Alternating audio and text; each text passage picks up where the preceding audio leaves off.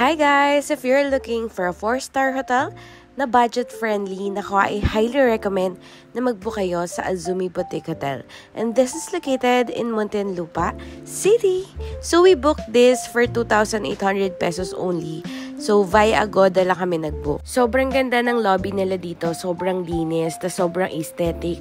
And even their staff, and even the guard, nako, sobrang friendly at talagang i-accommodate lahat ng mga questions nyo. Bibigyan nila kayo ng key card. So, one access lang yan. So, ingatan nyo lang yan maigi. So, pagpasok ko dyan, syempre, nagbook kami ng twin room.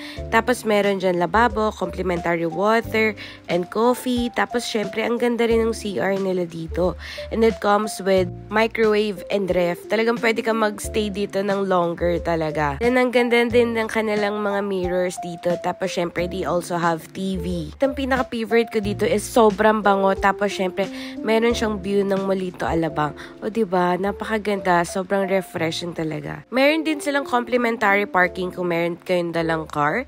Tapos, ayan, meron din silang mga tissue, dental kit, shower gel, and towels. Di nyo na kailangan magdala ng towels nyo. Tapos, ayan, sobrang ganda and it comes with heater. And grabe, sobrang ganda ng infinity pool dito. Talaga makikita mo yung city view talaga. And lalo sa gabi, nako, sobrang perfect. So, yun lang. Sana nag-enjoy kayo and please like, share, and follow. Bye!